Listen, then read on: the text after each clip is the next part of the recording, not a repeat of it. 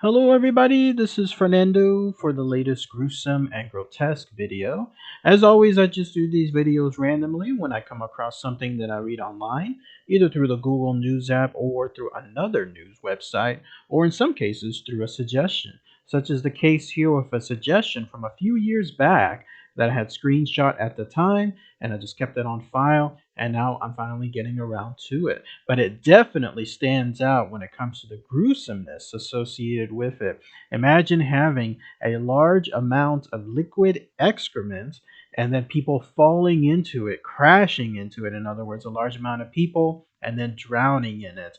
Such a horrible, horrible fate, but that's essentially what happened in this scenario. And in fact, you're looking at a representation of it now. Has a very unique name too as well. It's known as the Erfurt Latrine Disaster.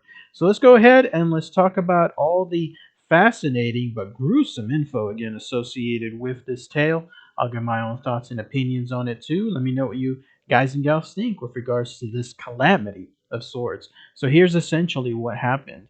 You would have to go all the way back to July 26th, 1184 to be specific. So July 26, 1184 to get around to this particular incident. This occurred there at a location called Erfurt, which is apparently there in central Germany. It's in the state of Thuringia, to be specific. It is the largest city there within that location as well. Well, as it turns out, during this time period, there was a king slash emperor that ruled at the time. He was King Henry or Emperor Henry the Sixth. He ruled at that location, and every now and then he would have assemblies slash meetings at a location, a cathedral that was also located there at that spot.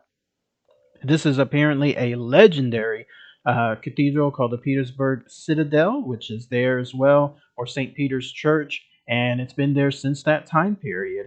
And it has some unique history of its own, at least with regards to that area, because apparently there was a lot of political strife that was occurring during that time. Lots of feuds, lots of debates as well.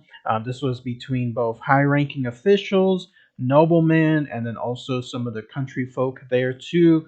And so at that period, King or Emperor Henry VI decided that he was going to have something settled. In this case, it was between two gentlemen. There was one by the name of Landgrave Louis III of Thuringia, and another one by the name of Archbishop Conrad of Mainz.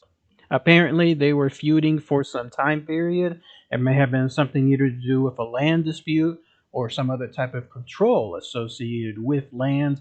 But this king, this emperor, decided to go ahead and take care of it once and for all. And so he had decided to hold a meeting on that specific date, and it was there at that cathedral. Now, apparently, there's some discussion about this happening at that cathedral. It may have been another one called the Erfurt Cathedral, which is also known as the St. Mary's Cathedral, or it may have even taken place in another spot altogether. It's difficult to tell because the records of that time are just so loose, and there's not much concrete evidence to essentially back things up, other than, I guess, just people telling one another throughout that time period.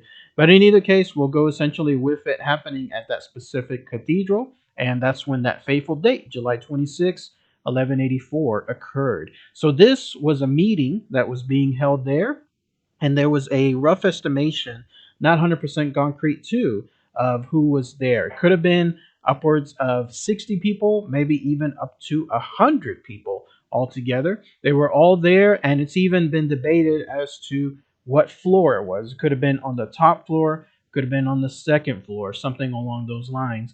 What's key, though, is this.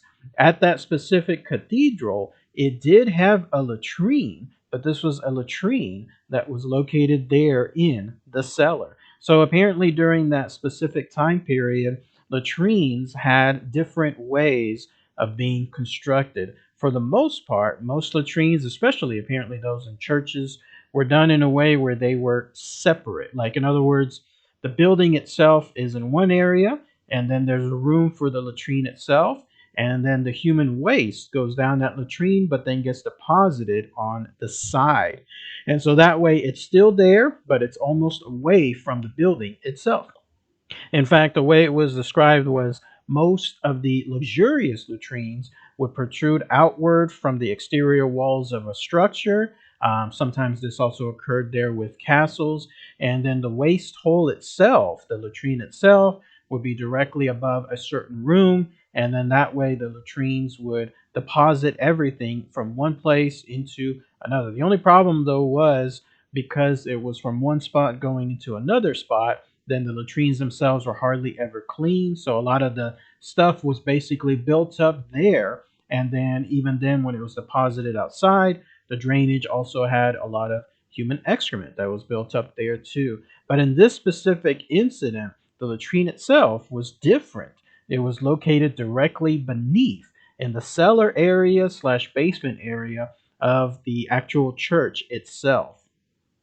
In fact, you're looking right now at a representation of how one of those latrines looks like. It's called more along the lines of a cesspit. This one, though, would have been much, much larger. It would have encompassed everything on the bottom floor, the basement slash cellar area. And in fact, if you believe that they were doing their meeting on, let's say, the second floor location, somewhere around there, they would have been directly above it. There would have been something along the lines of this cesspool, this location being directly below them as this meeting was happening. So there they were, essentially doing this meeting, and then by just pure happen chance, the actual king slash emperor himself, along with one or two other noblemen, decided to discuss something in more private matters towards the side location. And though this was pure fate, almost like pure luck when it comes to that, because as they were doing so, as they were discussing something along those sides, that's when all of a sudden it happened.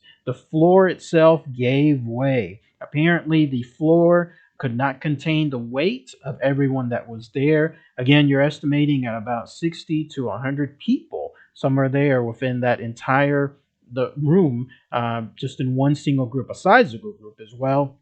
And so the weight was just too much for the floor itself, and then it all cracked. They all came tumbling down into the actual waste unit itself, and then they plunged right into it. Again, you have to remember too that it would have never really even been cleaned up. It was probably just something where it was created as a very, very large cesspool, left as is, just to accumulate human waste over time. Who knows if they were actually taken elsewhere? Like, in other words, if some poor soul had the job to take all that waste and then move it elsewhere to another spot. But in either case, it was a lot of it. And so much so that around 60 to 100 of these people all plunged straight into it, landed into it, and the good majority of them ended up essentially drowning within that human excrement. So imagine that floor suddenly giving way, nobody able to hold on to anything altogether, and then there they were just plunging into that specific spot. The absolute worst fate would have been those who were basically there first. Like, if they would have plunged down, they would have been the first ones to hit all that human liquid waste and excrement, and then have everyone else land on top of them, and they would have all just drowned right there, just on the very bottom of all that waste in of itself, and have no chance to essentially escape. There's a good number of others who didn't drown within that human excrement, but they in turn face another horrible fate. That's because that specific spot also had a lot of gas, a lot of toxic fumes that were associated with all that human waste. So if you didn't drown within it, then essentially you had the misfortune of being trapped within a spot where you suddenly have lots of human waste slash fuel slash gas just within that spot. Also, all those fumes just consuming that entire location, and then you would not survive. You would essentially be choking to death because of everything that was there within that location. So horrible, horrible way. And if you didn't meet a tragic fate from that, then you would have actually been killed from having all the remaining debris fall on top of you. Remember, the floor in of itself gave way, so when that occurred, then everything had to go downward. Imagine all the weight associated with those pieces of wood and whatever else the floor was made up of. They were still landing on people and then killing them or knocking them out, and then probably what happened to them afterwards. was even worse. There they were now drowning within the excrement again. So again, horrible, horrible, just overall gruesome stuff, gruesome way to go. And this occurred again to a number of people, 60 up to 100. But again, the king slash emperor himself survived because he was able to be at that specific area away from it. In fact, it was said that he was clinging to one of the iron rails of one of the windows, holding on for dear life until some help arrived.